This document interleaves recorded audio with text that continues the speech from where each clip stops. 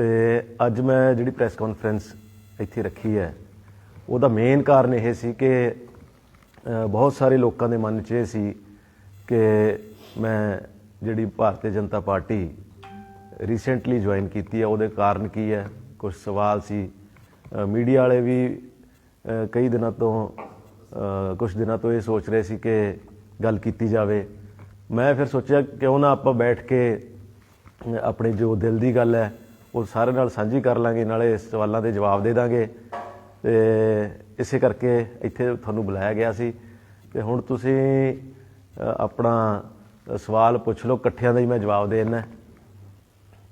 ਤੁਹਾਨੂੰ ਪਾਰਟੀ ਛੱਡਣ ਦੀ ਲੋੜ ਕਿਉਂ ਪਈ ਸੀ? ਕਿਉਂਕਿ ਅਕਾਲੀ ਦਲ ਦੇ ਵਿੱਚ ਕਿਉਂਕਿ ਤੁਸੀਂ ਜਦ ਤੁਹਾਡੀ ਪਰਸੋਂ ਪੋਸਟਾਂ ਪਾਈਆਂ ਸੀਗੀਆਂ, ਲੋਕਾਂ ਨੇ ਕਈ ਗੱਲਾਂ ਵੀ ਥੱਲੇ ਲਿਖੀਆਂ ਸੀਗੀਆਂ, ਤੁਹਾਨੂੰ ਅਕਾਲੀ ਦਲ ਛੱਡਣ ਦੀ ਲੋੜ ਕਿਉਂ ਪਈ? ਕਿਉਂਕਿ ਤੁਸੀਂ ਜਦੋਂ ਪਾਰਟੀ ਦੇ ਵਿੱਚ ਆਏ ਸੀਗੇ ਹਮੇਸ਼ਾ ਅਕਾਲੀ ਦਲ ਦੀ ਇੱਕ ਵਧੀਆ ਪਾਰਟੀ ਤੁਸੀਂ ਗਿਣਦੇ ਸੀਗੇ, ਹੁਣ ਕੀ ਲੋੜ ਪੈ ਗਈ ਤੁਹਾਨੂੰ ਬੀਜੇਪੀ 'ਚ ਜਾਣ ਦੀ? ਦੇਖੋ, ਜਿਹੜੀਆਂ ਪਾਰਟੀ ਦੀ ਗੱਲ ਹੈ, ਮੈਂ ਇਹ ਸਮਝਦਾ ਕਿ ਪਾਰਟੀ ਦੇ ਅੰਦਰ, ਕਿਸੇ ਵੀ ਪਾਰਟੀ ਦੇ ਅੰਦਰ ਜਿਹੜੇ ਲੋਕ ਹੁੰਦੇ ਆ ਉਹਨਾਂ ਨਾਲੇ ਪਾਰਟੀ ਚੰਗੀ ਮਾੜੀ ਹੁੰਦੀ ਆ। ਬੀਜੇਪੀ ਨੂੰ 2 ਸੀਟਾਂ ਕਿਸੇ ਟਾਈਮ ਮਿਲਦੀਆਂ ਸੀ, ਅੱਜ 300 ਤੋਂ ਉੱਤੇ ਮਿਲ ਰਹੀਆਂ ਤੇ ਲੋਕ ਪਸੰਦ ਕਰ ਰਹੇ ਤਾਂ ਉਧਰ ਨੂੰ ਝੁਕਾਅ ਹੋ ਗਿਆ। ਜਿਹੜਾ ਮੇਰਾ ਗੱਲ ਸੀ ਅਕਾਲੀ ਦਲ ਤੋਂ ਆ ਕੇ ਬੀਜੇਪੀ ਜੁਆਇਨ ਕਰਨਾ, ਉਹਦਾ ਜਿਹੜਾ ਮੇਨ ਕਾਰਨ ਇਹ ਸੀ, ਉਹ ਇਹ ਸੀ ਕਿ ਅਸੀਂ ਜਦੋਂ ਪਾਰਟੀ ਜੁਆਇਨ ਕੀਤੀ ਸੀ, ਮੈਂ ਖਾਸ ਕਰਕੇ, ਮੈਨੂੰ ਪਾਰਟੀ ਪ੍ਰਧਾਨ ਨੇ ਇੱਕੋ ਗੱਲ ਕਹੀ ਸੀ ਕਿ ਤੁਸੀਂ ਪਾਰਟੀ ਦੇ ਅੰਦਰ ਆ ਕੇ ਮਿਹਨਤ ਕਰੋ, ਮਿਹਨਤ ਕਰਕੇ ਆਪਣਾ ਸਥਾਨ ਬਣਾਓ ਤੇ ਉਸ ਤੋਂ ਬਾਅਦ ਅਸੀਂ ਤੁਹਾਨੂੰ ਜੋ ਵੀ ਬਣਦਾ ਮਾਣ ਸਤਿਕਾਰ ਦੇਵਾਂਗੇ। ਤੇ 3 ਸਾਲ ਦੇ ਅੰਦਰ ਜਦੋਂ ਪਾਰਟੀ ਅਕਾਲੀ ਦਲ ਉਸ ਤੋਂ ਬਾਅਦ ਮਿਹਨਤ ਕਰਕੇ ਲੋਕਾਂ ਦੇ ਵਿੱਚ ਜਾ ਕੇ ਪਾਰਟੀ ਦੀ ਇਮੇਜ ਨੂੰ ਹੋਰ ਵਧੀਆ ਬਣਾਇਆ, ਲੋਕਾਂ 'ਚ ਮੁੱਦੇ ਚੱਕੇ, ਆਪੋਜੀਸ਼ਨ ਦਾ ਜਿਹੜਾ ਰੋਲ ਸੀ ਉਹ ਵਧੀਆ ਢੰਗ ਨਾਲ ਨਿਭਾਇਆ। ਤੇ ਉਸ ਤੋਂ ਬਾਅਦ ਜਦੋਂ ਇਹ ਫੈਸਲਾ ਹੋਣਾ ਸੀ ਕਿ ਬਲਾਚੌਰ ਦੀ ਜਿਹੜਾ ਨੁਮਾਇੰਦਗੀ ਕਰਨ ਲਈ ਕੈਂਡੀਡੇਟ ਹੋਊਗਾ ਉਹਦੇ ਬਾਰੇ ਫੈਸਲਾ ਹੋਣਾ ਸੀ, ਅਸੀਂ ਇੱਕੋ ਗੱਲ ਕਹੀ ਸੀ ਸਾਰਿਆਂ ਨੇ ਮਿਲ ਕੇ, ਇੱਕ ਤਾਲਮੇਲ ਕਮੇਟੀ ਬਣੀ ਸੀ ਕਿ ਜਿਹੜਾ ਵਿਅਕਤੀ ਇਮਾਨਦਾਰ, ਪੜ੍ਹਿਆ ਲਿਖਿਆ, ਚੰਗੀ ਛਵੀ ਵਾਲਾ, ਜਿਹੜਾ ਇਲਾਕੇ ਦੀ ਸਮੱਸਿਆਵਾਂ ਨੂੰ ਚੰਗੇ ਢੰਗ ਦੇ ਨਾਲ ਵਿਧਾਨ ਸਭਾ 'ਚ ਪਹੁੰਚ ਕੇ ਰੱਖ ਸਕਦਾ, ਜਿਹੜਾ ਨਸ਼ੇ ਦੇ ਖਿਲਾਫ, ਜਿਹੜਾ ਖੈਰ ਮਾਫੀਏ ਦੇ ਖਿਲਾਫ, ਜਿਹੜਾ ਰੇਤ ਮਾਫੀਏ ਦੇ ਖਿਲਾਫ ਲਗਾਤਾਰ ਗੱਲ ਕਰਦਾ ਰਿਹਾ, ਜਿਹੜਾ ਇਸ ਮਾਫੀਆ ਰਾਜ ਨੂੰ ਖਤਮ ਕਰ ਸਕਦਾ, ਤੇ ਐਸੇ ਵਿਅਕਤੀ ਨੂੰ ਤੁਸੀਂ ਮੋਹਰੇ ਕਰੋ। ਉਹਦੇ 'ਚ ਕੋਈ ਵੀ ਹੋ ਸਕਦਾ ਹੈ, ਇਕੱਲਾ ਰਾਜਵਿੰਦਰ ਸਿੰਘ ਲੱਕੀ ਨਹੀਂ, ਤੁਸੀਂ ਕਿਸੇ ਨੂੰ ਵੀ ਮੋਹਰੇ ਕਰ ਦਿਓ, ਅਸੀਂ ਇਕੱਠੇ ਹੋ ਕੇ ਉਸ ਕੈਂਡੀਡੇਟ ਨੂੰ ਜਿਤਾਵਾਂਗੇ ਤੇ ਬਲਾਚੌਰ ਦੇ ਅੰਦਰ ਇੱਕ ਵਧੀਆ ਲੀਡਰਸ਼ਿਪ ਉੱਭਰ ਕੇ ਆਊਗੀ। ਅਕਾਲੀ ਦਲ, ਮੈਂ ਕਿਸਾਨ ਮੋਰਚੇ ਦੀ ਗੱਲ ਕਰ ਲਵਾਂ, ਜੋ ਕਿਸਾਨ ਮੋਰਚਾ ਲੱਗਿਆ ਸੀਗਾ, ਤੁਸੀਂ ਸਟੇਜਾਂ ਤੇ ਖੜ ਕੇ, ਪਲਾਜ਼ਿਆਂ ਤੇ ਖੜ ਕੇ ਤੁਸੀਂ ਬੀਜੇਪੀ ਨੂੰ ਵਿਰੋਧ ਕਰਦੇ ਹੁੰਦੇ ਸੀਗੇ। ਅੱਜ ਕੀ ਸੋਚ ਕੇ ਜੀ ਤੁਸੀਂ, ਕਿਉਂਕਿ ਜੀ ਇੱਕ ਤਰਫ ਤੁਸੀਂ ਉਹਨਾਂ ਦੀ ਨਿਖੇਧੀ ਕੀਤੀ ਸੀਗੀ ਤੇ ਅੱਜ ਜੋ ਪਾਰਟੀ ਜੁਆਇਨ ਕਰ ਰਹੇ ਹੋ, ਕੀ ਕਹਿਣਾ ਚਾਹੁੰਦੇ ਹੋ ਇਸ ਬਾਰੇ? ਦੇਖੋ, ਅਸੀਂ ਕੇਂਦਰ ਸਰਕਾਰ ਦੀ ਉਦੋਂ ਇਹ ਸਟੇਜਾਂ ਤੇ ਖੜ ਕੇ ਗੱਲ ਕਰਦੇ ਸੀ। ਨਿਖੇਧੀ ਦਾ ਮਤਲਬ ਇਹ ਸੀ ਕਿ ਅਸੀਂ ਜਿਹੜਾ ਜਦੋਂ ਐਜੀਟੇਸ਼ਨ ਸ਼ੁਰੂ ਹੋਇਆ, ਅਸੀਂ ਕਿਸਾਨਾਂ ਦੇ ਨਾਲ, ਕਿਸਾਨਾਂ ਦੇ ਹੱਕ ਦੀ ਗੱਲ ਕੀਤੀ। ਅਸੀਂ ਕਿਹਾ ਤੁਹਾਡੇ ਇਸ ਘੜੀ, ਦੁੱਖ ਦੀ ਘੜੀ ਦੇ ਵਿੱਚ ਜਦੋਂ ਕਿਸਾਨਾਂ ਨੂੰ ਲੋੜ ਹੈ, ਅਸੀਂ ਉੱਥੇ ਖੜੇ ਰਹੇ, ਉੱਥੇ ਉਹਨਾਂ ਦਾ ਸਾਥ ਦਿੱਤਾ। ਪਰ ਮੈਂ ਸਮਝਦਾ ਹਾਂ ਕਿ ਇਹ ਪਹਿਲੀ ਵਾਰੀ ਹੋਊਗਾ ਇਤਿਹਾਸ ਦੇ ਵਿੱਚ, ਪ੍ਰਧਾਨ ਮੰਤਰੀ ਜੀ ਨੇ ਜਿੱਥੇ ਉਹ ਜਿਹੜੇ ਕਾਨੂੰਨ ਸੀ ਉਹ ਵਾਪਸ ਲਏ ਤੇ ਨਾਲ ਹੀ ਇੱਕ ਬਹੁਤ ਵੱਡਾ ਦਿਲ ਰੱਖ ਕੇ ਸਮੁੱਚੇ ਪੰਜਾਬੀਆਂ ਤੋਂ ਮਾਫੀ ਮੰਗੀ ਤੇ ਉਸ ਚੀਜ਼ ਦਾ ਇਜ਼ਹਾਰ ਕੀਤਾ ਕਿ ਅਗਰ ਇਹ ਜਿਹੜੇ ਇੱਥੇ ਲੋਕ ਸ਼ਹੀਦ ਹੋਏ ਜਾਂ ਜਿਹੜੇ ਕਾਨੂੰਨ ਜਿਹੜੇ ਸੀਗੇ ਉਹ ਨਹੀਂ ਤੁਹਾਨੂੰ ਪਸੰਦ ਆਏ ਤੇ ਮੈਂ ਉਸ ਚੀਜ਼ ਦੀ ਮਾਫੀ ਮੰਗਦਾ। ਤੇ ਮੈਂ ਸਮਝਦਾ ਜਿੰਨੇ ਵੱਡੇ ਦਿਲ ਨਾਲ ਲੋਕਾਂ ਤੋਂ ਉਹਨਾਂ ਨੇ ਮਾਫੀ ਮੰਗੀ ਆ, ਉਨੇ ਹੀ ਵੱਡੇ ਦਿਲ ਨਾਲ ਮਾਫੀ ਦੇਣਾ ਵੀ ਸਾਡਾ ਸਾਰਿਆਂ ਦਾ, ਪੰਜਾਬ ਦੇ ਲੋਕਾਂ ਦਾ ਫਰਜ਼ ਬਣਦਾ ਸੀ। ਤੇ ਉਸ ਤੋਂ ਬਾਅਦ ਜਿਹੜੀ ਅਗਲੀ ਗੱਲ ਹੁਣ ਹੈਗੀ ਉਹ ਇੱਕ ਚੈਪਟਰ ਜਿਹੜਾ ਸੀ ਉਹ ਖਤਮ ਹੋ ਗਿਆ, ਕਾਨੂੰਨ ਵਾਪਸ ਲਏ ਗਏ। ਹੁਣ ਜਿਹੜੀ ਨਵੀਂ ਗੱਲ ਆਈ ਸੀ, ਨਵੀਂ ਲੀਡਰਸ਼ਿਪ, ਨਵੀਂ ਜਿਹੜੀ ਰਾਜਨੀਤੀ ਸੀ ਪੰਜਾਬ ਦੇ ਅੰਦਰ, ਉਹਦੇ ਵਿੱਚ ਬੀਜੇਪੀ ਦਾ ਮੈਂ ਸਮਝਦਾ ਹੈ ਕਿ ਹਿੰਦੁਸਤਾਨ ਲੈਵਲ ਤੇ ਬਹੁਤ ਇੱਕ ਵਧੀਆ ਢੰਗ ਨਾਲ ਸਰਕਾਰ ਕੰਮ ਕਰ ਰਹੀ ਹੈ। ਮੈਂ ਰੀਸੈਂਟਲੀ 750 ਕਿਸਾਨ ਮਰੇ ਹੈ ਸਾਡੇ ਹਲਕਾ ਬਲਾਚੌਰ ਦੀ ਜੇ ਗੱਲ ਕਰ ਲਈਏ, 20 ਸਾਲ ਦਾ ਇੱਕ ਮੁੰਡਾ ਸਾਡੇ ਮਰਿਆ ਸੀਗਾ, ਇਸ ਸ਼ਹੀਦੀ ਪਾਈ ਸੀਗੀ, ਮੈਂ ਮਰਿਆ ਨਹੀਂ ਕਹੂੰਗਾ, ਸ਼ਹੀਦੀ ਪਾਈ ਸੀਗੀ। ਤੇ ਅੱਜ ਫਿਰ ਕਿਸ ਮੂੰਹ ਨਾਲ ਲੀਡਰ ਉਸ ਪਾਸੇ ਨੂੰ ਤੁਰੇ ਹੋਏ ਨੇ? ਸਾਡਾ ਤਾਂ ਲੋਕਾਂ ਦਾ ਇਹ ਸਵਾਲ ਹੈ, ਤਾਂ ਤੁਹਾਨੂੰ ਅਸੀਂ ਪੁੱਛਿਆ ਜੀ। ਦੇਖੋ, ਉਹ ਜਿਹੜੀ ਗੱਲ ਹੈਗੀ ਆ ਉਹਦੇ 'ਚ ਸਾਨੂੰ ਬਹੁਤ ਬੜਾ ਦੁੱਖ ਹੈ ਉਸ ਚੀਜ਼ ਦਾ। ਅਸੀਂ ਉਸ ਪਰਿਵਾਰ ਦੇ ਨਾਲ ਹਮੇਸ਼ਾ ਪਹਿਲਾਂ ਵੀ ਖੜਦੇ ਰਹੇ ਹਾਂ, ਹੁਣ ਵੀ ਖੜੇ ਹਾਂ। ਪਰ ਤੁਸੀਂ ਇੱਕ ਚੀਜ਼ ਨੂੰ ਲੈ ਕੇ ਆਪਾਂ ਉੱਥੇ ਖੜ ਜਾਈਏ। ਮੈਂ ਸਮਝਦਾ ਕਿ 84 ਦੇ ਵਿੱਚ ਜੋ ਹੋਇਆ, ਜੋ ਅਕਾਲ ਤਖਤ ਸਾਹਿਬ ਤੇ ਹਮਲਾ ਕੀਤਾ ਗਿਆ, ਲੋਕਾਂ ਨੇ ਉਸ ਚੀਜ਼ ਨੂੰ ਭੁੱਲ ਕੇ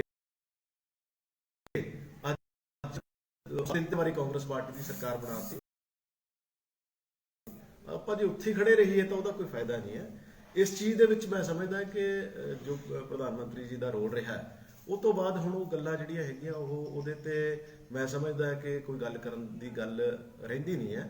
ਤੇ ਇਹ ਤੋਂ ਅੱਗੇ ਚੱਲਦੇ ਹੋਏ ਤੁਸੀਂ ਅੱਜ ਦੇਖੋਗੇ ਕਿ ਉਹ ਤਾਂ ਇੱਥੇ ਆ ਰਹੇ ਸੀ ਪੰਜਾਬ ਦੇ ਅੰਦਰ, ਪੰਜਾਬ ਦੇ ਲੋਕਾਂ ਤੋਂ ਪਤਾ ਨਹੀਂ ਦੁਬਾਰਾ ਉਹਨਾਂ ਨੇ ਫਿਰ ਹੱਥ ਜੋੜ ਕੇ ਮਾਫੀ ਮੰਗਣੀ ਸੀ ਵੀ ਠੀਕ ਹੈ ਜੋ ਹੋ ਗਿਆ ਉਸ ਚੀਜ਼ ਲਈ, ਕਿਉਂਕਿ ਇਨਸਾਨ ਹੈ, ਇਨਸਾਨ ਤੋਂ ਬਹੁਤ ਸਾਰੇ ਫੈਸਲੇ ਸਹੀ ਵੀ ਲਏ ਜਾਂਦੇ, ਕਈ ਗਲਤ ਵੀ ਲਏ ਹੋ ਸਕਦੇ ਆ। ਤੇ ਉਹ ਉਸ ਚੀਜ਼ ਬਾਰੇ ਉਹਨੇ ਇੱਥੇ ਆ ਕੇ ਗੱਲ ਕਰਨੀ ਸੀ ਪੰਜਾਬ ਦੇ ਵਿੱਚ ਆ ਕੇ। ਤੇ ਪਰ ਜੋ ਉਹਨਾਂ ਨੇ ਕੰਮ ਕੀਤੇ ਆ ਉਹਨੂੰ ਵੀ ਭੁੱਲਿਆ ਨਹੀਂ ਜਾ ਸਕਦਾ। ਅਗਰ ਅੱਜ ਸ਼੍ਰੀ ਕਰਤਾਰਪੁਰ ਸਾਹਿਬ ਦਾ ਕੋਰੀਡੋਰ ਖੁੱਲਿਆ ਗਿਆ ਤਾਂ ਉਹ ਕਿਸੇ ਸਰਕਾਰ ਨੇ ਪਹਿਲਾਂ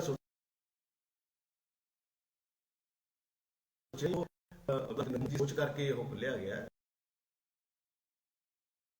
ਅੱਜ ਅਗਰ ਇੰਨੇ 100 ਸਾਲਾਂ ਬਾਅਦ ਜਾ ਕੇ ਵੀਰ ਬਾਲ ਦਿਵਸ ਮਨਾਇਆ ਜਾ ਰਿਹਾ ਸਾਡੇ ਛੋਟੇ ਸਾਹਿਬਜ਼ਾਦਿਆਂ ਦੀ ਸ਼ਹਾਦਤ ਦੇ ਸੰਬੰਧ ਦੇ ਵਿੱਚ, ਤੇ ਕੋਈ ਛੋਟੀ ਗੱਲ ਨਹੀਂ, ਉਹ ਬਹੁਤ ਬੜਾ ਦਿਲ ਰੱਖ ਕੇ ਉਹਨਾਂ ਨੇ ਇੱਕ ਚੰਗੀ ਸੋਚ ਦੇ ਨਾਲ ਇੱਧਰ ਨੂੰ ਚੱਲੇ ਆ। ਤੇ ਇਸ ਚੀਜ਼ ਨੂੰ ਲੋਕ ਜਿਹੜਾ ਪਸੰਦ ਵੀ ਕਰ ਰਹੇ ਆ। ਇਹਨਾਂ ਤੋਂ ਉੱਤੇ ਉੱਠ ਕੇ ਮੈਂ ਇਹ ਕਹਿ ਰਿਹਾ ਕਿ ਬਹੁਤ ਸਾਰੀਆਂ ਇੱਥੇ ਉਹਨਾਂ ਨੇ ਗੱਲਾਂ ਕਰਕੇ ਜਾਣੀਆਂ ਸੀ, ਬਹੁਤ ਸਾਰੇ ਕੰਮ ਇੱਥੇ ਕਰੋੜਾਂ ਰੁਪਏ ਦੇ ਪ੍ਰੋਜੈਕਟ ਲੈ ਕੇ ਆਣੇ ਸੀ। ਅੱਜ ਦਾ ਟ੍ਰਿਬਿਊਨ ਦੇਖ ਲਓ ਤੁਸੀਂ, ਮੈਂ ਪੜ੍ਹ ਰਿਹਾ ਸੀ, ਪ੍ਰਧਾਨ ਮੰਤਰੀ ਜੀ ਨੇ 11 ਮੈਡੀਕਲ ਕਾਲਜ ਤਾਮਿਲਨਾਡੂ ਦੇ ਅੰਦਰ ਅੱਜ ਇਨੋਗਰੇਟ ਕੀਤੇ ਆ, ਅੱਜ ਦੀ ਅਖਬਾਰ ਵਿੱਚ ਆਇਆ। ਤੇ ਮੈਂ ਸਮਝਦਾ ਉੱਥੇ ਤਾਂ ਇਲੈਕਸ਼ਨ ਵੀ ਨਹੀਂ ਹੋ ਰਹੇ, ਤੇ ਜੇ ਜਿੱਥੇ ਇਲੈਕਸ਼ਨ ਨਹੀਂ ਹੋ ਰਹੇ ਉੱਥੇ 11 ਮੈਡੀਕਲ ਕਾਲਜ ਤੁਸੀਂ ਖੋਲ ਰਹੇ ਹੋ ਤਾਂ ਪੰਜਾਬ ਨੂੰ ਤਾਂ ਬਹੁਤ ਕੁਝ ਦੇ ਕੇ ਜਾਣਾ ਸੀ ਉਹਨਾਂ ਨੇ। ਇਸ ਕਰਕੇ ਇਹਨਾਂ ਚੀਜ਼ਾਂ ਨੂੰ ਸਾਈਡ ਤੇ ਰੱਖ ਕੇ ਅਸੀਂ ਪੰਜਾਬ ਦੀ ਬਿਹਤਰੀ ਲਈ, ਪੰਜਾਬ ਦੇ ਲੋਕਾਂ ਦੇ ਬਿਹਤਰੀ ਲਈ ਆਪਾਂ ਨੂੰ ਹੁਣ ਸਾਰਿਆਂ ਨੂੰ ਸੋਚਣਾ ਚਾਹੀਦਾ, ਤੇ ਉਹਦੇ ਤੇ ਅਸੀਂ ਚੱਲ ਰਹੇ ਹਾਂ। ਅਕਾਲੀ ਦਲ ਦੀ ਪਰਿਵਾਰਵਾਦੀ ਕਾਰਨ ਤੁਸੀਂ ਪਾਰਟੀ ਛੱਡੀ ਹੈ? ਕਿਉਂਕਿ ਤੁਸੀਂ ਕਈ ਵਾਰ ਸਟੇਜਾਂ ਤੇ ਵੀ ਇਹ ਗੱਲ ਕਹੀ ਹੈ, ਪਹਿਲਾਂ ਵੀ ਤੁਸੀਂ ਕਹਿੰਦੇ ਹੁੰਦੇ ਸੀਗੇ, ਕਿਸ ਕਾਰਨ ਛੱਡੀ ਹੈ ਜੀ ਪਾਰਟੀ ਫਿਰ ਤੁਸੀਂ? ਦੇਖੋ, ਹੁਣ ਮੈਂ ਚਲੋ ਇਹਦੇ ਬਾਰੇ ਮੈਂ ਤੁਹਾਨੂੰ ਡਿਟੇਲ ਚ ਇੱਕ ਤਾਂ ਮੈਂ ਗੱਲ ਕਰਨਾ ਚਾਹੁੰਦਾ। ਮੈਂ ਕੱਲਾ ਇੱਕ ਤੁਸੀਂ ਲੈ ਕੇ ਚੱਲੋਗੇ ਮੈਂ ਉਹ ਪਾਰਟੀ ਕਿਉਂ ਛੱਡੀ ਆ, ਕੀ ਕਾਰਨ ਹੋਏ ਆ। ਅੱਜ ਬਹੁਤ ਸਾਰੇ ਜਿਵੇਂ ਤੁਸੀਂ ਕਿਹਾ ਕਮੈਂਟਸ ਆਉਂਦੇ ਆ, ਕੋਈ ਕੁਛ ਕਹਿ ਦਿੰਦਾ, ਕੋਈ ਕੁਛ ਕਹਿ ਦਿੰਦਾ, ਪਾਰਟੀ ਬਦਲ ਲਈ, ਦਲ ਬਦਲ ਲਿਆ, ਕੁਰਸੀ ਦੇ ਭੁੱਖੇ ਲਾਲਚੀ ਇਹ ਉਹ। ਮੈਂ ਸਮਝਦਾ ਕਿ ਮੈਂ ਇੱਕ ਆਮ ਪਰਿਵਾਰ ਨਾਲ ਸੰਬੰਧ ਰੱਖਦਾ। ਮੇਰੇ ਪਿਤਾ ਜੀ ਇੱਕ ਮੁਲਾਜ਼ਮ, ਉਹਨਾਂ ਨੌਕਰੀ ਕਰਦੇ ਸੀਗੇ, ਮੁਲਾਜ਼ਮ ਸੀਗੇ, ਪਰ ਮੈਂ ਆਪਣੀ ਕਾਬਲੀਅਤ ਦੇ ਨਾਲ ਮੈਂ ਪੰਜਾਬ ਯੂਨੀਵਰਸਿਟੀ ਚੰਡੀਗੜ੍ਹ ਦੇ ਵਿੱਚ ਲਾਅ ਦੀ ਪੜ੍ਹਾਈ ਕੀਤੀ। ਉੱਥੇ ਮੈਂ ਆਪਣੀ ਮਿਹਨਤ ਦੇ ਨਾਲ ਉੱਥੇ ਪਹੁੰਚਿਆ। ਉੱਥੇ ਜਾ ਕੇ ਜਿੱਥੇ ਲੋਕ ਬਹੁਤ ਪੜ੍ਹੇ ਲਿਖੇ ਸਟੂਡੈਂਟ, ਜਿੱਥੇ ਅਮੀਰ, ਜਿੱਥੇ ਬੜੇ ਬੜੇ ਅਫਸਰਾਂ ਦੇ ਨਿਆਣੇ ਪੜ੍ਹਦੇ ਸੀ, ਉੱਥੇ ਜਾ ਕੇ ਮੈਂ ਇਲੈਕਸ਼ਨ ਲੜ ਕੇ ਯੂਨੀਵਰਸਿਟੀ ਦੀ ਪ੍ਰਧਾਨਗੀ ਕੀਤੀ ਤੇ ਮੈਨੂੰ ਲੋਕਾਂ ਨੇ ਉੱਥੇ ਜਿਤਾਇਆ। ਉਸ ਤੋਂ ਬਾਅਦ ਮੈਂ ਇੱਥੇ ਬਲਾਚੌਰ ਦੇ ਅੰਦਰ ਜਦੋਂ ਆਇਆ 2006 ਦੇ ਵਿੱਚ, ਤੇ ਇੱਥੇ ਵੀ ਮੈਂ ਯੂਥ ਕਾਂਗਰਸ ਦਾ ਇਲੈਕਸ਼ਨ ਜਦੋਂ ਲੜਿਆ, ਜ਼ਿਲ੍ਹਾ ਯੂਥ ਕਾਂਗਰਸ ਦਾ, ਸਾਰੇ ਜ਼ਿਲ੍ਹੇ ਦੀ ਜਿਹੜੀ ਕਾਂਗਰਸ ਦੀ ਜਿਹੜੀ ਲੀਡਰਸ਼ਿਪ ਸੀ ਉਹਨਾਂ ਨੇ ਇਹ ਸੋਚਿਆ ਕਿ ਨਵਾਂ ਯਾਰ ਮੁੰਡਾ ਆਇਆ, ਇਹ ਕਿਤੇ ਉੱਠ ਕੇ ਅੱਗੇ ਨਾ ਚਲੇ ਜਾਵੇ। ਸਾਰਿਆਂ ਨੇ ਇਕੱਠੇ ਹੋ ਕੇ ਇੱਥੇ, ਚਾਹੇ ਬਲਾਚੌਰ ਦੀ ਲੀਡਰਸ਼ਿਪ ਸੀ, ਚਾਹੇ ਨਵਾਂ ਸ਼ਹਿਰ ਦੀ, ਚਾਹੇ ਬੰਗਿਆਂ ਦੀ, ਸਾਰਿਆਂ ਨੇ ਇਕੱਠੇ ਹੋ ਕੇ ਮੇਰੇ ਖਿਲਾਫ ਉਹ ਇਲੈਕਸ਼ਨ ਲੜਿਆ। ਮੈਂ ਫਿਰ ਜਿੱਤ ਗਿਆ ਲੋਕਾਂ ਦੀ, ਨੌਜਵਾਨਾਂ ਦੀ ਮਦਦ ਦੇ ਨਾਲ। ਉਸ ਤੋਂ ਬਾਅਦ ਮੈਨੂੰ ਕੁਝ ਦਿਨ ਪਹਿਲਾਂ 2012 ਦੇ ਇਲੈਕਸ਼ਨ ਜਦੋਂ ਹੋਏ, ਕੁਝ ਦਿਨ ਪਹਿਲਾਂ ਟਿਕਟ ਮਿਲੀ। ਟਿਕਟ ਮਿਲਣ ਤੋਂ ਬਾਅਦ ਜਿਹੜੇ ਪਰਿਵਾਰ ਪੁਰਾਣੇ ਕਾਂਗਰਸੀ ਸੀਗੇ ਉਹਨਾਂ ਨੇ ਆਜ਼ਾਦ ਤੌਰ ਤੇ ਇਲੈਕਸ਼ਨ ਲੜਿਆ। ਠੀਕ ਹੈ, ਮੈਂ ਹਾਰ ਗਿਆ, ਪਰ ਹਾਰਨ ਤੋਂ ਬਾਅਦ ਵੀ ਜਦੋਂ ਕਾਂਗਰਸ ਪਾਰਟੀ ਜ਼ੀਰੋ ਤੇ ਆ ਕੇ ਖੜੀ ਹੋ ਗਈ ਸੀਗੀ, ਮੈਂ ਫਿਰ ਮਿਹਨਤ ਕੀਤੀ ਬਤੌਰ ਹਲਕਾ ਇੰਚਾਰਜ 5 ਸਾਲ, 12 ਤੋਂ ਲੈ ਕੇ 17 ਤੱਕ, 2017 ਤੱਕ ਮਿਹਨਤ ਕਰਕੇ ਇੱਥੇ ਜੋ ਲੋਕਾਂ ਦੇ ਮੁੱਦੇ ਸੀ, ਜੋ ਆਪੋਜੀਸ਼ਨ ਦਾ ਰੋਲ ਹੋਣਾ ਚਾਹੀਦਾ ਸੀ, ਮੈਂ ਉਹ ਬੜੇ ਵਧੀਆ ਢੰਗ ਨਾਲ ਨਿਭਾਇਆ। ਤੇ ਯਾਰ ਜੇ ਉਦੋਂ ਕੋਈ ਅਮੀਰ ਬੰਦਾ, ਕੋਈ ਅਰਬਾਂਪਤੀ ਬੰਦਾ ਆ ਕੇ ਇੱਥੇ, ਜਿਹਦੀ ਕਾਰਗੁਜ਼ਾਰੀ ਪਹਿਲਾਂ ਵੀ ਲੋਕਾਂ ਨੇ ਦੇਖੀ ਹੋਈ ਸੀ, ਹੁਣ ਵੀ ਲੋਕ ਦੇਖ ਰਹੇ ਆ, ਜੋ ਅਰਬਾਂਪਤੀ ਬੰਦਾ ਆ ਕੇ ਤੇ ਟਿਕਟ ਲੈ ਕੇ ਤੇ ਪੈਸੇ ਦੇ ਦਮ ਤੇ ਵੋਟਾਂ ਲੈ ਕੇ ਤੇ ਜੇ ਉਹ ਐਮਐਲਏ ਬਣ ਗਿਆ ਤੇ ਯਾਰ ਫਿਰ ਮੇਰਾ ਉਹਦੇ 'ਚ ਕੀ ਕਸੂਰ ਹੈ? ਮੇਰਾ ਤਾਂ ਕੋਈ ਕਸੂਰ ਨਹੀਂ ਨਾ, ਮੈਂ ਤਾਂ ਆਪਣਾ ਇਮਾਨਦਾਰੀ ਨਾਲ ਮਿਹਨਤ ਕਰਦਾ ਰਿਹਾ। 17 ਦੇ ਵਿੱਚ ਕਿਉਂਕਿ ਅਸੀਂ 20 ਸਾਲ ਚੌਧਰੀ ਨੰਦ ਲਾਲ ਜੀ ਦਾ ਰਾਜ ਦੇਖ ਲਿਆ ਸੀ, ਜਿਹੜੇ ਕਾਂਗਰਸ ਦੇ ਉਦੋਂ ਦੇ ਕੈਂਡੀਡੇਟ ਸੀ ਉਹਨਾਂ ਦਾ ਜਿਹੜਾ ਪਾਸਟ ਤੇ ਉਹ ਵੀ ਅਸੀਂ ਦੇਖਿਆ ਹੋਇਆ ਸੀ। ਤੇ ਮੈਂ ਜੇ ਇਮਾਨਦਾਰੀ ਨਾਲ ਇਮਾਨਦਾਰ ਵਿਅਕਤੀ ਆਪਣਾ ਆਮ ਆਦਮੀ ਪਾਰਟੀ ਦੇ ਜਿਹੜੇ ਕੈਂਡੀਡੇਟ ਸੀ, ਜੇ ਉਹਦੀ ਮੈਂ ਮਦਦ ਕਰ ਦਿੱਤੀ ਤੇ ਮੇਰਾ ਤਾਂ ਕੋਈ ਮੇਰੀ ਉਹਦੇ ਚ ਮੇਰਾ ਕੀ ਲਾਲਚ ਸੀ ਉਹਦੇ? ਮੈਂ ਆਪ ਤਾਂ ਇਲੈਕਸ਼ਨ ਨਹੀਂ ਲੜਿਆ, ਮੈਂ ਕਿਸੇ ਦੀ ਮਦਦ ਕੀਤੀ ਹੈ, ਜੇ ਮਦਦ ਕਰ ਦਿੱਤੀ ਉਹਦੇ ਚ ਦੱਸੋ ਮੇਰਾ ਕੀ ਕਸੂਰ ਹੈ? ਲੋਕਾਂ ਨੇ ਵੋਟਾਂ ਨਹੀਂ ਪਾਈਆਂ, ਨਹੀਂ ਉਹਨਾਂ ਨੂੰ ਫਤਵਾ ਦਿੱਤਾ ਤੇ ਐਸੇ ਵਿਅਕਤੀ ਨੂੰ ਮੋਹਰੇ ਕਰ ਦਿੱਤਾ ਜਿਨ੍ਹਾਂ ਨੇ 5 ਸਾਲਾਂ ਦੇ ਵਿੱਚ ਇਸ ਇਲਾਕੇ ਦਾ, ਮੈਂ ਸਮਝਦਾ ਇਸ ਇਲਾਕੇ ਦੇ ਅੰਦਰ ਜੋ ਗਲਤ ਕੰਮ ਨਜਾਇਜ਼ ਹੋ ਸਕਦੇ ਸੀ ਉਹਨੂੰ ਬੜਾਵਾ ਦਿੱਤਾ। ਤੇ ਉਹਦੇ ਚ ਮੇਰਾ ਤਾਂ ਯਾਰ ਕੋਈ ਕਸੂਰ ਨਹੀਂ, ਮੈਂ ਤਾਂ ਇਮਾਨਦਾਰੀ ਨਾਲ ਲੱਗਿਆ ਹੋਇਆ ਨਾ। ਉਸ ਤੋਂ ਬਾਅਦ 17 ਤੋਂ ਬਾਅਦ ਵੀ ਚਾਹੇ ਮੈਂ ਅਕਾਲੀ ਦਲ ਦੇ ਵਿੱਚ ਆਇਆ, ਕਿੱਥੇ ਤਾਂ ਕਾਂਗਰਸ ਪਾਰਟੀ ਇੱਥੇ 20,000 ਦੀ ਲੀਡ ਨਾਲ ਜਿੱਤ ਰਹੀ ਹੈ, ਕਿੱਥੇ ਅਸੀਂ ਜਦੋਂ ਆ ਕੇ ਕੈਂਪੇਨ ਕਰਦੇ ਆ, ਲੋਕਾਂ ਨੂੰ ਸਮਝਾਉਂਦੇ ਆ ਤੇ ਲੋਕ ਸਾਡੇ ਨਾਲ ਚੱਲ ਕੇ ਉਸੇ ਕਾਂਗਰਸ ਪਾਰਟੀ ਨੂੰ 20,000 ਦੀ ਲੀਡ ਕਵਰ ਕਰਕੇ 2500 ਨਾਲ ਇੱਥੋਂ 2300 ਨਾਲ ਹਰਾ ਕੇ ਭੇਜਦੇ ਆ। ਤੇ ਉਸ ਸਾਡੇ ਜਿਹੜੇ ਕੀਤੇ ਹੋਏ ਕੰਮ ਜਾਂ ਸਾਡੀ ਜਿਹੜੀ ਆਵਾਜ਼ ਸੀਗੀ ਜੋ ਅਸੀਂ ਚੱਕੀ ਲੋਕਾਂ ਦੀ, ਉਹਨੂੰ ਦੇਖਦੇ ਹੋਏ ਲੋਕਾਂ ਨੇ ਵੋਟਾਂ ਪਾਈਆਂ। ਤੇ ਅੱਜ ਵੀ ਇਸੇ ਤਰ੍ਹਾਂ ਮੈਂ ਸਮਝਦਾ ਕਿ ਉਹ ਕੋਈ ਐਸਾ ਲੀਡਰ, ਅੱਜ ਟਿਕਟਾਂ ਵੀ ਮਿਲ ਚੁੱਕੀਆਂ ਹਰੇਕ ਪਾਰਟੀ ਦੀਆਂ ਆਲਮੋਸਟ, ਕੋਈ ਲੀਡਰ ਆ ਕੇ ਮੇਰੇ ਨਾਲ ਬੈਠ ਕੇ ਗੱਲ ਤਾਂ ਕਰੇ ਕਿ 5 ਸਾਲਾਂ 'ਚ ਉਹਨਾਂ ਨੇ ਕੀਤਾ ਕੀ ਹੈ। ਕੋਈ ਆਪੋਜੀਸ਼ਨ ਦਾ ਲੀਡਰ ਸੀ, ਉਹਨਾਂ ਨੇ 5 ਸਾਲਾਂ 'ਚ ਕਿਹੜੀ ਐਸੀ ਕੋਈ ਦੱਸਣ ਦਾ ਸੀ ਕੀ ਕੀਤਾ? ਅਗਰ ਨਸ਼ੇ ਦੇ ਖਿਲਾਫ ਕੋਈ ਬੋਲਣਾ ਹੈ ਤਾਂ ਰਾਜਵਿੰਦਰ ਸਿੰਘ ਲੱਕੀ ਨੂੰ ਮੋਹਰੇ ਕਰੋ, ਅਗਰ ਰੇਤ ਮਾਫੀਆ ਖੈਰ ਮਾਫੀਆ ਦੇ ਖਿਲਾਫ ਬੋਲਣਾ ਹੈ ਤਾਂ ਰਾਜਵਿੰਦਰ ਸਿੰਘ ਲੱਕੀ ਨੂੰ ਮੋਹਰੇ ਕਰੋ। ਅਗਰ ਮੈਂ ਤੁਹਾਨੂੰ ਦੱਸਦਾ ਇਨਸੀਡੈਂਟ, ਮੈਨੂੰ ਜਦੋਂ ਭੱਦੀ ਰੋਡ ਬਣੀ ਨਹੀਂ ਸੀ ਹਜੇ, 1 ਸਾਲ ਗਟਕਾ ਪਾ ਕੇ ਉੱਥੇ ਛੱਡ ਦਿੱਤਾ ਗਿਆ। ਇੱਥੇ ਦੇ ਲੀਡਰਾਂ ਨੇ ਸੋਚਣਾ ਬੰਦ ਕਰ ਦਿੱਤਾ ਵੀ ਉਹਨੂੰ ਬਣਾਉਣਾ ਕਿਵੇਂ ਹੈ। ਉਹ ਬੁਰਾ ਹਾਲ ਸੀ, ਲੋਕ ਸਕੂਟਰਾਂ ਤੇ ਮੋਟਰਸਾਈਕਲਾਂ ਤੇ ਕਾਰਾਂ ਤੇ ਜਾਂਦੇ ਸੀ, ਟਾਇਰ ਫਟ ਜਾਂਦੇ ਸੀ, ਸੱਟਾਂ ਲੱਗਦੀਆਂ ਸੀ ਲੋਕਾਂ ਦੇ। ਮੈਨੂੰ ਕਾਂਗਰਸ ਪਾਰਟੀ ਦੇ ਹੀ ਜਿਹੜੇ ਸਰਪੰਚ ਸੀ ਉੱਥੋਂ ਦੇ, ਮੈਨੂੰ ਉਹਨਾਂ ਨੇ ਬੁਲਾਇਆ, ਮੈਨੂੰ ਬੁਲਾ ਕੇ ਕਹਿੰਦੇ ਯਾਰ ਅਸੀਂ ਤਾਂ ਬੋਲ ਨਹੀਂ ਸਕਦੇ, ਅਸੀਂ ਤਾਂ ਗਰੰਟਾਂ ਲੈਣੀਆਂ, ਠੀਕ ਹੈ, ਤੁਸੀਂ ਬੋਲ ਸਕਦੇ, ਤੁਸੀਂ ਇਹ ਮੁੱਦਾ ਉਠਾਓ। ਯਾਰ ਮੈਂ ਨੰਗੇ ਪੈਰ 5-6 ਕਿਲੋਮੀਟਰ ਪੈਦਲ ਚੱਲ ਕੇ ਇੱਕ ਆਵਾਜ਼ ਬੁਲੰਦ ਕੀਤੀ, ਲੋਕਾਂ 'ਚ ਚੰਗਾ ਮੈਸੇਜ ਗਿਆ। ਉਸ ਤੋਂ ਬਾਅਦ ਨਾਲ ਦੀ ਨਾਲ ਸੜਕ ਬਣਨੀ ਸ਼ੁਰੂ ਕਰ ਦਿੱਤੀ। ਅੱਜ ਲੋਕ ਜੋ ਪੰਜਾਬ ਦੇ ਹਾਲਾਤ ਬਣੇ ਹੋਏ ਆ, ਅੱਜ ਤਾਂ 100 ਰੁਪਏ ਪਿੱਛੇ ਲੋਕ ਗੋਲੀ ਮਾਰ ਦਿੰਦੇ ਆ। ਯਾਰ ਮੈਂ ਅਗਰ ਮਾਫੀਆ ਦੇ ਖਿਲਾਫ ਬੋਲਦਾ, ਮੈਂ ਵੀ ਤਾਂ ਕਿਸੇ ਮਾਂ ਦਾ ਪੁੱਤ ਹੈ ਨਾ। ਜੇ ਮੈਂ ਇਮਾਨਦਾਰੀ ਦੇ ਨਾਲ ਮੈਂ ਲੋਕਾਂ ਦੀ ਆਵਾਜ਼ ਬਣਦਾ ਪਿਆ, ਇਹਦੇ 'ਚ ਮੇਰਾ ਕੀ ਕਸੂਰ ਹੈ? ਠੀਕ ਹੈ, ਮੈਂ ਤਾਂ ਇਮਾਨਦਾਰੀ ਨਾਲ ਲੱਗਿਆ ਹੋਇਆ ਨਾ। ਤੇ ਮੈਨੂੰ ਬਹੁਤ ਵਾਰੀ ਫੋਨ ਵੀ ਆਏ ਕਿ ਯਾਰ ਤੂੰ ਮਾਫੀਆ ਲੋਕਾਂ ਦੇ ਖਿਲਾਫ ਬੋਲਦਾ। ਅੱਜ ਹੁਣੇ ਤੁਸੀਂ ਚਲੇ ਜਾਓ ਕੰਗਣਾ ਪੁਲ ਤੇ, ਸੱਟੇ ਬਾਜ਼ਾਰੀ ਜਿਹੜੇ ਉਹ ਲੋਟਰੀਆਂ ਵਾਲੇ ਆ, ਉਹ 3-3 4-4 ਦੁਕਾਨਾਂ ਖੁੱਲੀਆਂ ਹੋਈਆਂ, ਠੀਕ ਹੈ।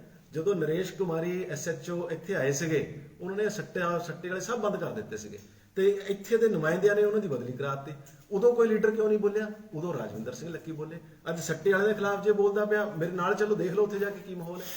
ਤੇ ਗਲਤ ਕੰਮਾਂ ਦੇ ਖਿਲਾਫ ਅਗਰ ਅਸੀਂ ਆਵਾਜ਼ ਬੁਲੰਦ ਕਰਦੇ ਆ ਤੇ ਉਹਦੇ ਵਿੱਚ ਮੈਂ ਤਾਂ ਇਸ ਇਲਾਕੇ ਦੀ ਬਿਹਤਰੀ ਵਾਸਤੇ ਗੱਲ ਕਰ ਰਿਹਾ ਨਾ। ਚਲੋ ਪਾਰਟੀ ਕਿਹੜੀ ਹੈਗੀ ਹੈ, ਪਰ ਜਿਹੜੇ ਪਾਰਟੀਆਂ ਦੇ ਵਿੱਚ ਜਿਨ੍ਹਾਂ ਨੇ ਪਾਰਟੀ ਕੋਈ ਛੱਡੀ ਨਹੀਂ ਜਾਂ ਪਹਿਲੇ ਪਾਰਟੀ 'ਚ ਹੈ, ਉਹਨਾਂ ਦੀ ਕਾਰਗੁਜ਼ਾਰੀ ਪੁੱਛੋ, ਉਹਨਾਂ ਨੇ ਕੀ ਕੀਤਾ। ਅੱਜ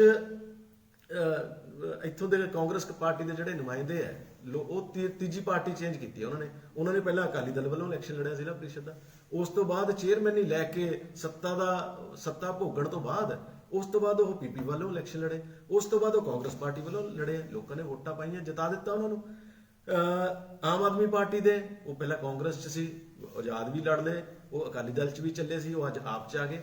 ਲੋਕਾਂ ਨੇ ਉਹਨਾਂ ਨੂੰ ਕਦੀ ਸਵਾਲ ਨਹੀਂ ਕੀਤਾ ਕਿ ਤੁਸੀਂ ਤਾਂ 3 ਪਾਰਟੀਆਂ 4 ਪਾਰਟੀਆਂ ਚੇਂਜ ਕਰ ਲਈਆਂ। ਮੈਂ ਤਾਂ ਅਗਰ ਇੱਕ ਪਾਰਟੀ ਵੱਲੋਂ ਕਾਂਗਰਸ ਵੱਲੋਂ ਇਲੈਕਸ਼ਨ ਲੜਿਆ, ਉਸ ਤੋਂ ਬਾਅਦ ਮੈਂ ਤਾਂ ਕੋਈ ਇਲੈਕਸ਼ਨ ਵੀ ਨਹੀਂ ਲੜਿਆ।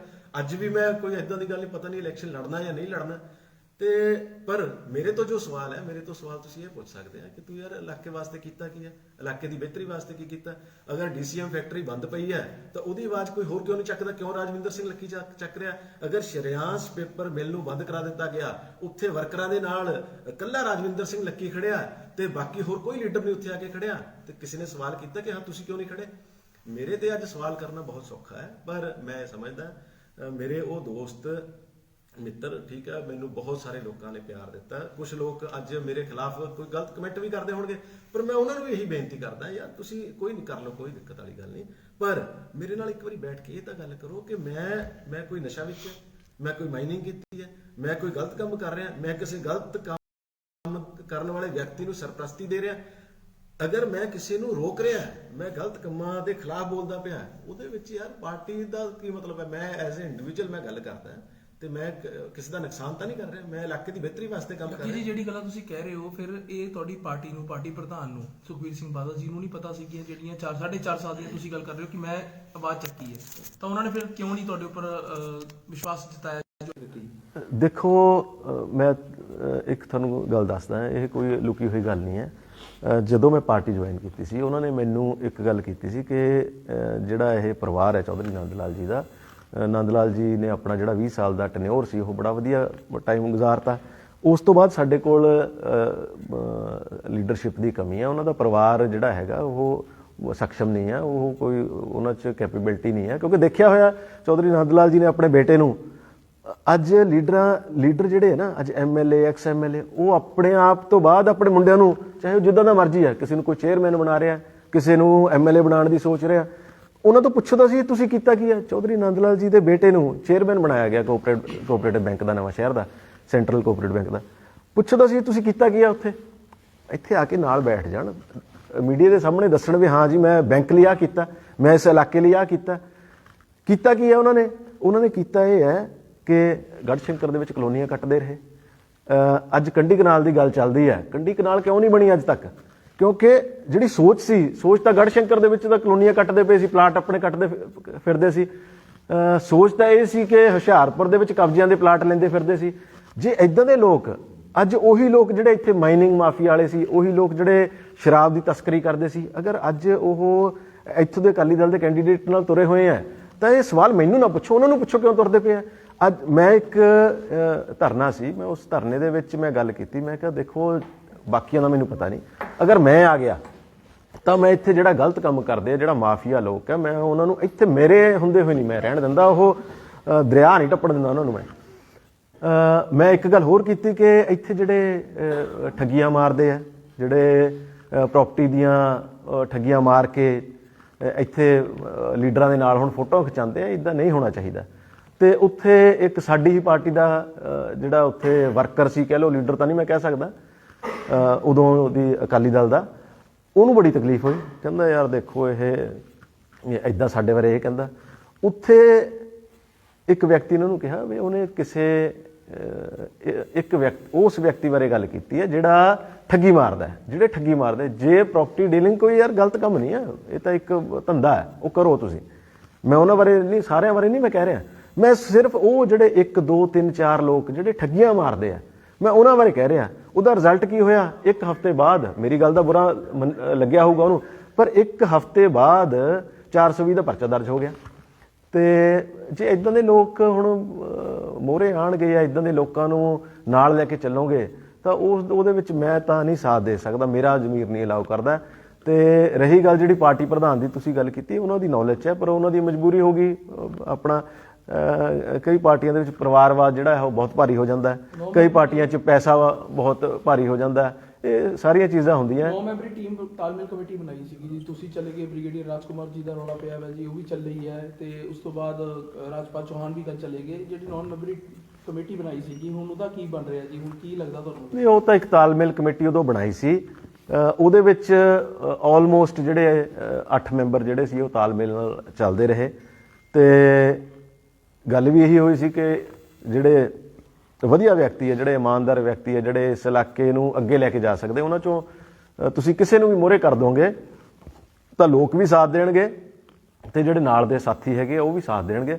ਪਰ ਅਗਰ ਪਾਰਟੀ ਨੇ ਉਹ ਗਲਤ ਫੈਸਲਾ ਲਿਆ ਤਾਂ ਗਲਤ ਫੈਸਲਾ ਲੈਣ ਤੋਂ ਬਾਅਦ ਅੱਜ ਮੈਂ ਦੇਖਦਾ ਕਿ ਜਿਹੜੇ ਲੋਕ 5 ਸਾਲ ਲੋਕਾਂ ਦੇ ਵਿੱਚ ਰਹਿ ਕੇ ਕੰਮ ਕਰਦੇ ਰਹੇ, ਉਹ ਅੱਜ ਉਸ ਪਾਰਟੀ ਦੇ ਕੈਂਡੀਡੇਟ ਦੇ ਨਾਲ ਨਹੀਂ ਤੁਰ ਰਹੇ। ਉਹਦਾ ਕਾਰਨ ਇਹੀ ਹੈ ਕਿਉਂਕਿ ਇਨਕੈਪੇਬਲ ਜਿਹੜੇ ਲੋਕ ਹੈਗੇ ਆ ਉਹਨਾਂ ਨੂੰ ਮੋਹਰੇ ਕਰ ਦਿੱਤਾ ਗਿਆ।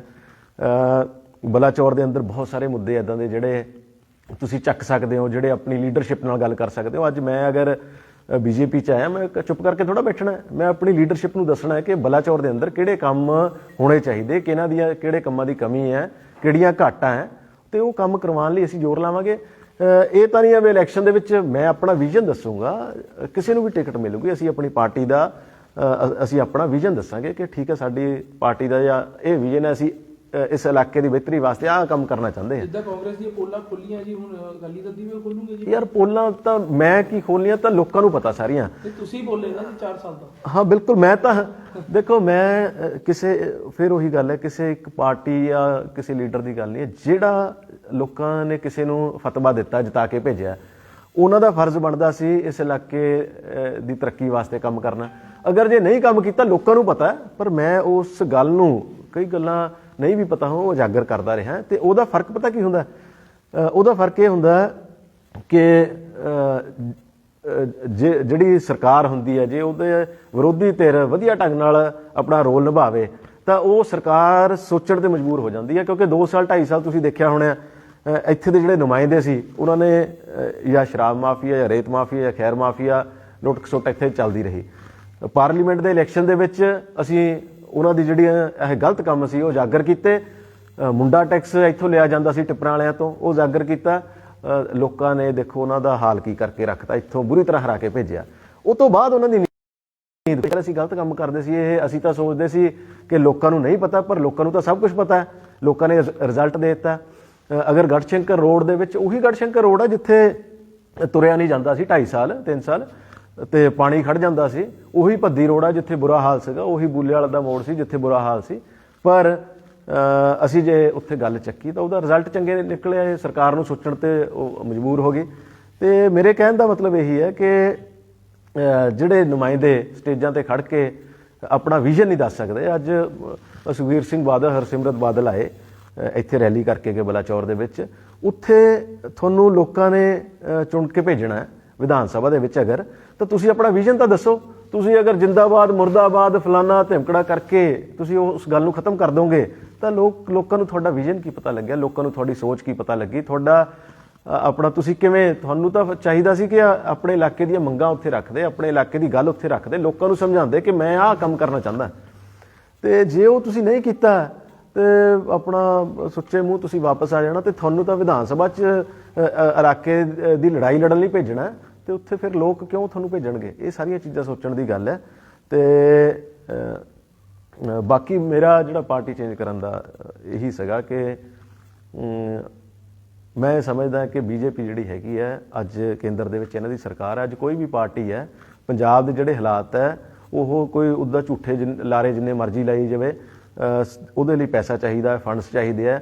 ਤੇ ਕੇਂਦਰ ਸਰਕਾਰ ਜਿਹੜੀ ਹੈਗਾ ਉਹਨਾਂ ਕੋਲ ਬਹੁਤ ਸਾਰੇ ਫੰਡਸ ਹੈਗੇ ਆ। ਤੇ ਚਾਹੇ ਅਕਾਲੀ ਦਲ ਹੈ, ਚਾਹੇ ਆਮ ਆਦਮੀ ਪਾਰਟੀ ਹੈ, ਚਾਹੇ ਕਾਂਗਰਸ ਹੈ, ਇਹਨਾਂ ਨੂੰ ਉਹਨਾਂ ਕੋਲੇ ਜਾਣਾ ਪੈਣਾ ਪੈਸੇ ਲੈਣ ਲਈ। ਤੇ ਕਿਉਂ ਨਾ ਬੀਜੇਪੀ ਦੀ ਸਰਕਾਰ ਇੱਥੇ ਬਣਾਈ ਜਾਵੇ, ਜਿਹਦੇ ਨਾਲ ਤੁਹਾਨੂੰ ਉਹ ਕਹਿਣ ਦੀ ਲੋੜ ਵੀ ਨਹੀਂ ਪੈਣੀ ਹੈ। ਬਹੁਤ ਵੱਡੇ ਵੱਡੇ ਪ੍ਰੋਜੈਕਟ ਇੱਥੇ ਆ ਸਕਦੇ ਆ। ਪੰਜਾਬ ਦੁਬਾਰਾ ਨਵੀਂ ਲੀਹ ਤੇ ਪੈ ਸਕਦਾ। ਤੇ ਇਹੀ ਸਾਰੀਆਂ ਗੱਲਾਂ ਸੀਗੀਆਂ। ਬਾਕੀ ਇਹ ਹੈ ਕਿ ਇਮਾਨਦਾਰੀ ਦੇ ਨਾਲ ਕੰਮ ਕੀਤਾ, ਇਮਾਨਦਾਰੀ ਨਾਲ ਕੰਮ ਕਰਾਂਗੇ। ਤੇ ਹੋਰ ਕੋਈ ਇੰਡੀਵਿਜੂਅਲ ਤੌਰ ਤੇ ਮੇਰੇ ਤੇ ਕੋਈ ਕਿਸੇ ਤਰ੍ਹਾਂ ਦਾ ਕੋਈ ਐਲੀਗੇਸ਼ਨ ਲਗਾਉਂਦਾ ਤਾਂ ਮੈਂ ਉਹਦਾ ਜ਼ਿੰਮੇਵਾਰ ਹਾਂ। ਪਰ ਹਰ ਬੰਦੇ ਨੂੰ, ਅਗਰ ਮੈਂ ਲੋਕਾਂ ਨੂੰ ਵੀ ਵੋਟਾਂ ਪਾਉਣ ਦਾ ਅਧਿਕਾਰ ਹੈ, ਉਹੀ ਲੋਕ ਜਿਹੜੇ ਇੱਕ ਪਾਰਟੀ ਨੂੰ ਜਿਤਾਉਂਦੇ ਉਹੀ ਲੋਕ ਹੈ ਦੂਜੀ ਪਾਰਟੀ ਨੂੰ ਜਿਤਾਉਂਦੇ, ਇੱਕ ਕੈਂਡੀਡੇਟ ਨੂੰ ਜਿਤਾਉਂਦੇ, ਅਗਲੀ ਵਾਰੀ ਉਹ 20,000 ਨਾਲ ਹਰਾ ਕੇ ਪਾਸੇ ਕਰਦੇ ਆ। ਇਹ ਲੋਕ ਵੀ ਤਾਂ ਚੇਂਜ ਚਾਹੁੰਦੇ ਆ ਨਾ। ਇਸ ਤਰ੍ਹਾਂ ਜਿਹੜੀ ਮੇਰੀ ਗੱਲ ਹੈਗੀ ਹੈ, ਮੈਂ ਵੀ ਇੱਕ ਚੰਗੀ ਸੋਚ ਦੇ ਨਾਲ ਮੈਂ ਵੀ ਇਹੀ ਚਾਹੁੰਦਾ ਪੰਜਾਬ ਦਾ ਭਲਾ ਹੋਵੇ, ਪੰਜਾਬ ਦੀ ਤਰੱਕੀ ਹੋਵੇ, ਬਲਾਚੌਰ ਦੇ ਅੰਦਰ ਚੰਗੀ ਲੀਡਰਸ਼ਿਪ ਉੱਭਰ ਕੇ ਆਵੇ। ਤੇ ਮੈਂ ਇੱਕ ਆਮ ਪਰਿਵਾਰ ਦਾ ਇੱਕ ਮੁੰਡਾ ਹਾਂ ਤੇ ਮੈਨੂੰ ਵੀ ਹੱਕ ਹੈ ਯਾਰ, ਮੈਂ ਅੱਗੇ ਵਧਣ ਦਾ। ਕੁਰਸੀ ਦੀ ਲਾਲਚ, ਉਹ ਕੁਰਸੀ ਦੀ ਲਾਲਚ ਉੱਥੇ ਘਰੇ ਬੈਠੇ, ਇੱਥੇ ਹੁਣ ਮੈਂ ਜੇ ਕਮੈਂਟ ਕਰਕੇ ਕਹਾਂ ਵੀ ਮੈਂ ਦੁਨੀਆ ਬਦਲ ਦੇਣੀ ਹੈ, ਕਿਵੇਂ ਬਦਲ ਦੂੰਗਾ ਯਾਰ? ਬੋਲੂਗਾ ਮੈਨੂੰ ਵਿਧਾਨ ਸਭਾ 'ਚ ਪਹੁੰਚਣ ਦਾ ਮੌਕਾ ਮਿਲੂਗਾ। ਮੈਂ ਬਲਾਚੌਰ ਦੇ ਲੋਕਾਂ ਦੇ ਹੱਕਾਂ ਦੀ ਲੜਾਈ ਲੜੂੰਗਾ। ਮੈਂ ਬਲਾਚੌਰ ਦੀ ਤਰੱਕੀ ਵਾਸਤੇ ਆਪਣਾ ਯੋਗਦਾਨ ਇਮਾਨਦਾਰੀ ਨਾਲ ਪਾਊਂਗਾ। ਮੈਂ ਲੁੱਟ ਖਸੁੱਟ ਨਹੀਂ ਹੋਣ ਦਊਂਗਾ। ਮੈਂ ਸ਼ਰਾਬ ਮਾਫੀਆ, ਖੈਰ ਮਾਫੀਆ, ਰੇਤ ਮਾਫੀਆ, ਠੱਗੀਆਂ ਠੋਰੀਆਂ ਵਾਲੇ ਲੋਕ, ਮੈਂ ਇੱਥੇ ਉਹ ਸਾਰਾ ਖਤਮ ਕਰ ਦਊਂਗਾ। ਮੈਂ ਇੱਥੇ ਹਾਂ, ਜੇ ਉਸ ਤੋਂ ਬਾਅਦ ਮੈਨੂੰ ਲੋਕ ਜਿਤਾ ਕੇ ਭੇਜ ਦਿੰਦੇ ਆ, ਮੈਨੂੰ ਵਿਧਾਨ ਸਭਾ 'ਚ ਭੇਜ ਦਿੰਦੇ, ਮੇਰਾ ਰੋਲ ਨਹੀਂ ਸਹੀ ਹੋਊਗਾ ਤਾਂ ਫਿਰ ਲੋਕ ਮੈਨੂੰ ਵੀ ਬਦਲ ਦੇਣਗੇ। ਤੇ ਇਸ ਕਰਕੇ ਹੋ ਸਕਦਾ ਮੈਂ ਲੋਕਾਂ ਨੂੰ ਸਮਝਾਉਣ 'ਚ ਕਾਮਯਾਬ ਹੋ ਸਕਦਾ ਆਪਣਾ ਅੱਜ ਨਹੀਂ ਸਮਝਾ ਸਕਿਆ ਮੈਂ ਕੱਲ ਸਮਝਾ ਸਕਾਂ। ਤੇ ਇਹ ਤਾਂ ਇੱਕ ਪ੍ਰੋਸੈਸ ਹੈ, ਇਹਦੇ 'ਚ ਹਰੇਕ ਬੰਦੇ ਨੂੰ ਲੱਗੇ ਰਹਿਣਾ ਚਾਹੀਦਾ ਹੈ ਤੇ ਇਮਾਨਦਾਰੀ ਨਾਲ ਲੱਗੇ ਰਹਿਣਾ ਚਾਹੀਦਾ ਹੈ। ਜੀ ਜੇ ਬੀਜੇਪੀ ਵੀ ਸਪੋਜ਼ ਕਰੋ ਇਦਾਂ ਦੇ ਬੰਦੇ ਨੂੰ ਕਿਸੇ ਨੂੰ ਬਲਾਚੌਰ ਤੋਂ ਟਿਕਟ ਦੇ ਦਿੰਦੀ ਹੈ ਤੇ ਉਹਦੀ ਛਵੀ ਸਾਫ਼ ਸੁਥਰੀ ਨਹੀਂ ਹੁੰਦੀ, ਫਿਰ ਤੁਹਾਡੀ ਅਗਲਾ ਸਟੈਪ ਕੀ ਹੋਊਗਾ? ਮੈਨੂੰ ਇਹ ਲੱਗਦਾ ਨਹੀਂ ਹੈ ਕਿ ਬੀਜੇਪੀ ਇਦਾਂ ਦੇ ਵਿਅਕਤੀ ਨੂੰ, ਕਿਉਂਕਿ ਅਸੀਂ ਨਾ ਪਿਛਲਾ ਜਿਹੜਾ ਹੁਣ ਅਸੀਂ ਰਿਕਾਰਡ ਦੇਖ ਰਹੇ ਹਾਂ, ਕੋਈ ਇੱਕ ਵੀ ਬੰਦਾ ਇਦਾਂ ਦਾ ਨਹੀਂ ਹੈ ਜਿਹੜਾ ਸੈਂਟਰ ਗਵਰਨਮੈਂਟ ਦੇ ਵਿੱਚ ਜਿਹਨੇ ਕੋਈ ਕਰਪਸ਼ਨ ਕੀਤੀ ਹੋਵੇ, ਜਿਹਦੇ ਤੇ ਕੋਈ ਸਕੈਮ 'ਚ ਫਸਿਆ ਹੋਵੇ। ਸਪੋਜ਼ ਕਰੋ ਜੇ ਬੀਜੇਪੀ ਵੀ ਇਦਾਂ ਦੇ ਕਿਸੇ ਬੰਦੇ ਨੂੰ ਟਿਕਟ ਦੇ ਦਿੰਦੀ ਤਾਂ ਰਾਜਵਿੰਦਰ ਲੱਖੀ ਦਾ ਕੀ ਸਟੈਂਡ ਹੋਊਗਾ? ਦੇਖੋ, ਜੇ ਬੀਜੇਪੀ ਕਿਸੇ ਸ਼ਰਾਬ ਮਾਫੀਆ ਨੂੰ, ਰੇਤ ਮਾਫੀਆ ਨੂੰ, ਖੈਰ ਮਾਫੀਆ ਨੂੰ ਟਿਕਟ ਦੇ ਦੂਗੀ ਤਾਂ ਫਿਰ ਮੈਂ ਉਹਦੇ 'ਚ ਆਪਣਾ ਮੈਂ ਕੀ ਕਰ ਸਕਦਾ? ਫਿਰ ਤਾਂ ਦੇਖੋ ਹਾਲਾਤ, ਫਿਰ ਤਾਂ ਬੀਜੇਪੀ ਵੀ ਛੱਡ ਦੋਗੇ ਨਾ? ਨਹੀਂ, ਬੀਜੇਪੀ ਨਹੀਂ ਹੁਣ ਛੱਡਦਾ, ਬੀਜੇਪੀ 'ਚ ਤਾਂ ਚਲੋ ਰਹਾਂਗੇ, ਪਰ ਮੈਨੂੰ ਇਹ ਉਮੀਦ ਹੈ, ਉਮੀਦ ਤੇ ਬੰਦਾ ਟਿਕਿਆ ਹੋਇਆ ਕਿ ਇੱਥੇ ਕੋਈ ਚੰਗਾ ਵਿਅਕਤੀ ਆਊਗਾ, ਕੋਈ ਮਾੜਾ ਵਿਅਕਤੀ ਨਹੀਂ ਆਊਗਾ। ਤਾਲਮੇਲ ਕਮੇਟੀ ਵੀ ਅਕਾਲੀ ਦਲ ਨੇ ਬਣਾਈ ਸੀਗੀ, ਉਹ ਤਾਲਮੇਲ ਕਮੇਟੀ ਅੱਜ ਦੀ ਡੇਟ 'ਚ ਤਾਂ ਜਿੰਨੇ ਵੀ ਬੀਜੇਪੀ 'ਚ ਲੀਡਰ ਜਾਂ ਪੁਰਾਣੇ ਆ ਜਾਂ ਨਵੇਂ ਆ, ਜਿੰਨੇ ਵੀ ਹੈਗੇ ਆ, ਉਹਨਾਂ 'ਚ ਕੋਈ ਇਦਾਂ ਦਾ ਬੰਦਾ ਨਹੀਂ ਹੈ ਜਿਹੜਾ ਕੋਈ ਮਾਫੀਆ ਨਾਲ ਜੁੜਿਆ ਹੋਵੇ। ਤੇ ਜੇ ਹੁਣ ਕੱਲ ਨੂੰ ਆ ਜਾਊਗਾ ਤੇ ਫਿਰ ਉਹ ਕੱਲ ਦਾ ਤਾਂ ਰਾਣਾ ਜੀ ਮੈਨੂੰ ਇਹ ਨਹੀਂ ਪਤਾ ਮੈਂ ਸਵੇਰ ਤੱਕ ਹੈ ਜਾਂ ਨਹੀਂ ਹੈਗਾ, ਤੁਹਾਨੂੰ ਨਹੀਂ ਪਤਾ। 10 ਸਾਲ ਪਿਛਲੇ ਇਸੇ ਬੀਜੇਪੀ ਨੇ ਅਕਾਲੀ ਦਲ ਨਾਲ ਮਿਲ ਕੇ ਰਾਜ ਕੀਤਾ ਹੈ। ਜੇ ਅਸੀਂ ਇਸ ਗੱਲ ਨੂੰ ਇਗਨੋਰ ਕਰ ਦਈਏ ਵੀ ਜੇ ਸਾਰਾ ਕੁਝ ਦੁੱਧ ਧੋਤਾ ਹੈ ਤਾਂ ਇਸ ਗੱਲ ਨਾਲ ਵੀ ਸਹਿਮਤ ਹੋ ਤੁਸੀਂ? ਤੁਹਾਨੂੰ ਲੱਗਦਾ ਵੀ ਬੀਜੇਪੀ ਅੱਜ ਇਤਰਾਜ਼ ਲਾ ਰਹੀ ਹੈ ਵੀ ਅਕਾਲੀ ਦਲ ਨੇ 10 ਸਾਲ ਜੋ ਕੁਝ ਕੀਤਾ ਹੈ ਉਹਦੇ ਲਈ ਅਕਾਲੀ ਦਲ ਦੇਖੋ, ਬੀਜੇਪੀ ਵੀ ਤਾਂ ਭਾਈਵਾਲ ਸੀ ਨਾ ਉਹਨਾਂ ਦੀ। ਹਾਂ, ਭਾਈਵਾਲ ਸੀ ਬੀਜੇਪੀ। ਇਦਾਂ ਤਾਂ ਅਕਾਲੀ ਦਲ ਕਹੀ ਜਾਂਦਾ ਹੁਣ ਬੀਜੇਪੀ ਬਾਰੇ ਬਹੁਤ ਕੁਝ, ਉਹ 10 ਸਾਲ ਉਹਨਾਂ ਦੇ ਨਾਲ ਰਹਿ ਕੇ ਸਰਕਾਰ ਬਣਾਈ ਹੈ। ਤੇ ਪਰ ਇਹ ਗੱਲ, ਇਹ ਆਪਣੀ ਸੋਚ ਦੀ ਗੱਲ ਹੈ। ਜਿਹੜੇ ਲੋਕ ਆਪਣਾ ਕਰਪਸ਼ਨ 'ਚ ਜਾਂ ਜਿਹੜੇ ਲੋਕ ਮਾਫੀਆ ਰਾਜ ਫੈਲਾਉਂਦੇ ਆ, ਉਹ ਕਿਸੇ ਵੀ ਪਾਰਟੀ 'ਚ ਹੈਗੇ। ਪਾਰਟੀਆਂ ਮਾੜੀਆਂ ਨਹੀਂ ਹੁੰਦੀਆਂ, ਬੰਦੇ ਮਾੜੇ ਹੁੰਦੇ ਆ। ਮੈਂ ਸਮਝਦਾ ਹਾਂ ਕਿ ਬੀਜੇਪੀ ਅੱਜ ਜੋ ਦੇਖਣ ਨੂੰ ਲੱਗ ਰਿਹਾ ਕਿ ਬੀਜੇਪੀ ਦੇ ਵਿੱਚ ਚੰਗੀ ਛਵੀ ਵਾਲੇ ਲੋਕ ਹੈਗੇ, ਜਿਹੜੇ ਕੋਈ ਇੱਕ ਵੀ ਅੱਜ ਤੱਕ ਕੋਈ ਇਦਾਂ ਦਾ ਸਕੈਮ ਨਹੀਂ ਨਜ਼ਰ ਆਇਆ, ਇੱਕ ਵੀ ਲੀਡਰ ਇਦਾਂ ਦਾ ਨਹੀਂ। ਜੇ ਕੋਈ ਹੈਗਾ ਤਾਂ ਉਹਨੂੰ ਬਾਹਰ ਦਾ ਰਸਤਾ ਦਿਖਾ ਦਿੱਤਾ ਗਿਆ ਤੇ ਆਪਣਾ ਚੰਗਾ ਰਾਜ ਚੱਲ ਰਿਹਾ। ਤੇ ਬਾਕੀ ਤਾਂ ਦੁਨੀਆ ਉਮੀਦ ਤੇ ਟਿਕੀ ਹੋਈ ਹੈ। ਸਾਡਾ ਇੱਕ ਮਿੰਟ ਦਾ ਨਹੀਂ ਪਤਾ ਵੀ ਅੱਜ ਹੋ ਸਕਦਾ ਕਿ ਇਹ ਸਵਾਲ ਪੁੱਛਣ ਵਾਸਤੇ ਜਾਂ ਦੱਸਣ ਵਾਸਤੇ ਹੁਣ ਕੱਲ ਨੂੰ ਆਪਾਂ ਨੂੰ ਮੌਕਾ ਮਿਲਣਾ ਕਿ ਨਹੀਂ ਮਿਲਣਾ, ਪਰ ਇਹ ਉਮੀਦ ਤੇ ਦੁਨੀਆ ਟਿਕੀ ਹੋਈ ਹੈ। ਅਸੀਂ ਉਮੀਦ ਇਹੀ ਕਰਦੇ ਹਾਂ ਕਿ ਚੰਗਾ ਰਾਜ, ਚੰਗਾ ਸ਼ਾਸਨ ਇੱਥੇ ਆਊਗਾ, ਚੰਗੀ ਸਰਕਾਰ ਆਊਗੀ, ਇਮਾਨਦਾਰ ਲੋਕ ਇੱਥੇ ਆਉਣ, ਤੇ ਇਹੀ ਇੱਕ ਆਸ ਲੈ ਕੇ ਚੱਲੇ ਹੋਏ ਹਾਂ ਅਸੀਂ ਸਾਰੇ।